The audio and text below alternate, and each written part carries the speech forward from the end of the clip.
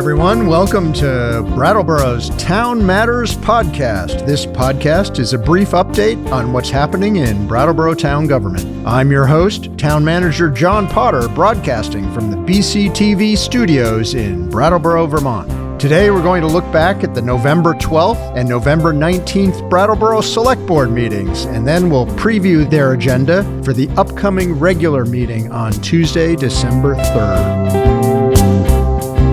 At the board's November 12th meeting, which was a special meeting, the board took up 3 items. The first item was a first reading of a parking ordinance amendment, and Planning Director Sue Fillion brought a recommendation from the Traffic Safety Committee for improvements with a difficult parking situation with the Vermont Country Deli and the residents in that area. No motion was required for this item, and it will be on an upcoming agenda for a second reading and possible decision. The second item on November 12th was a revisit of the Estieville Gazebo project. Recreation and Park Director Carol Lalott discussed options for this project, including ADA improvements. There were several motions to revisit the layout options of Fuller Park and the Estieville Gazebo, which failed. And since there wasn't really any clear direction, the board asked staff to reconsult with the neighborhood and see what they could bring back at a later meeting. So a motion to table this discussion and the gazebo choice for another meeting to be identified later was approved 5-0. And the third item on November 12th was a consideration for a staff recommendation about a police substation at the transportation center. There was a motion to direct the town manager to proceed with a police substation and public bathrooms as presented in option 3 during the meeting at the Brattleboro Transportation Center using funds from the town's revolving loan fund with a not to exceed cost of $707,444. The board discussed the reduction in size and scope and that was a welcome improvement to the project. There were many questions and statements from members of the public. The motion to move forward with the project was ultimately approved after further discussion by a vote of 4-1. So that was the meeting of November 12th. The board had a regular meeting on Tuesday, November 19th. On the consent agenda, there were 7 items that were approved by a vote of 5-0, and those included a parade permit for the Red Clover Rovers Turkey Trot to be held on Thanksgiving Day, a limited event permit for Winston Prouty's Bingo fundraiser scheduled for Friday, December 13th, a loan amendment for the Pleasant Valley Water Treatment Facility project, a winter snow removal contract assigned to Slate Rock Timber in part and to Belco Excavation in part for various sites around town. Also on the consent agenda was approval of the use of $7,000 of the Global Warming Solutions Fund to hire a structural engineer to look at the weight capacity of the roofs at Gibson Aiken and the Brooks Memorial Library for the possibility of solar installations. And also 2 final things on the consent that were approved were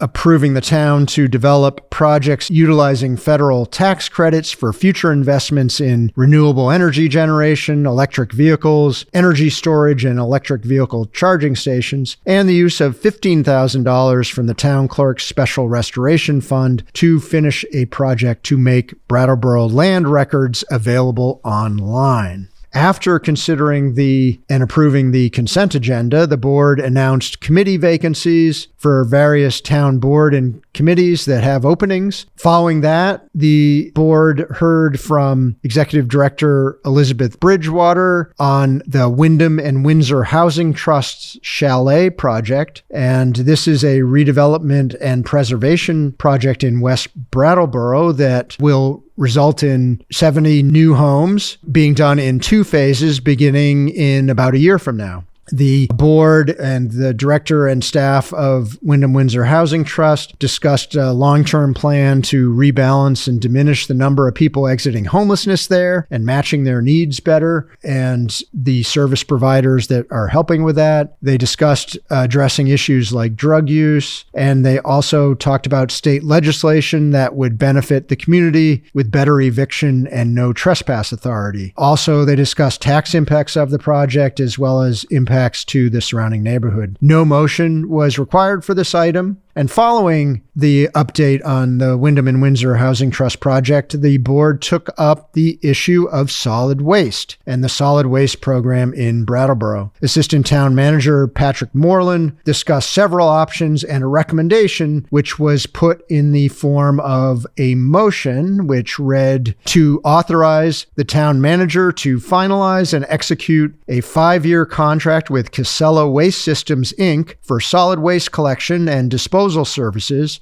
for the curbside collection program, the downtown public trash and recycling cans, and for all municipal facilities to begin January 1st, 2025, consistent with option B as presented. During the deliberations on this motion, the board asked questions and discussed issues such as the possibility of using the current bag system with the new Casella system. They discussed the length of the contract, tipping fees, and several other issues.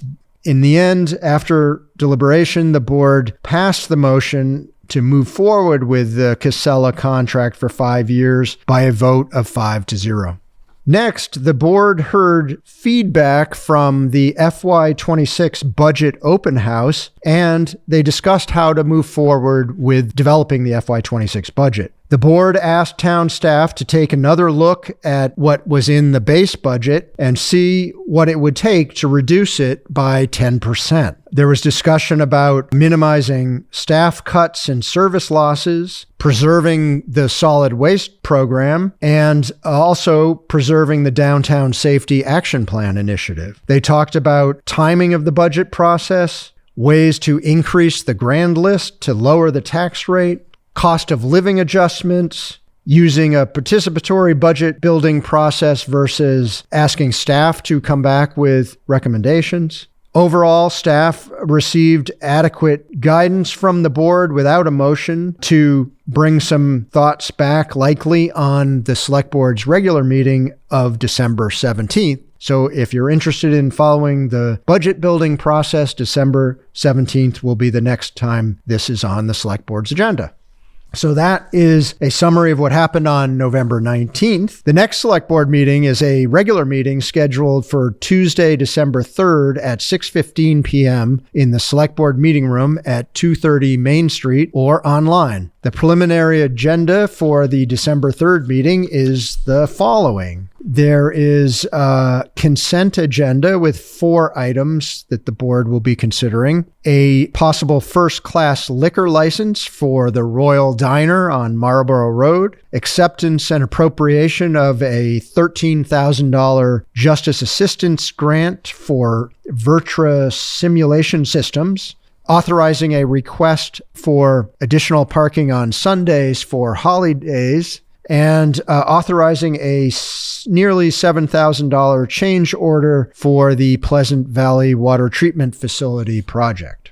Following the consent agenda, the board will be doing a second reading on parking ordinance changes up by the Vermont Country Deli. They will then also do a second reading on the vacant buildings ordinance discussed earlier this year.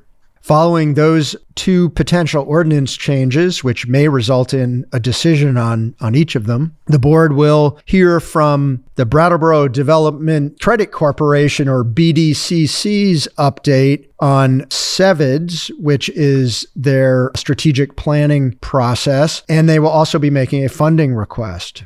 Next, they will be hearing from the Downtown Brattleboro Alliance and an update on what they've been working on and will be planning to work on in the next fiscal year. Following that, the board will do a first reading on Chapter 15, which is ordinance changes related to the Downtown Improvement District. And finally, on the night of December 3rd, the board will consider a request for warning an item that is being asked for by the Charter Revision Commission. So that is December 3rd. I do have a few announcements. The town of Brattleboro will be hosting a special representative town meeting on Thursday, December 12th at 6 p.m. at the Academy School in the gym. RTM voters will be discussing whether to approve or reject the amendment to Chapter 13, Article 9 of the Brattleboro Code of Ordinances. For more background information on this ordinance change,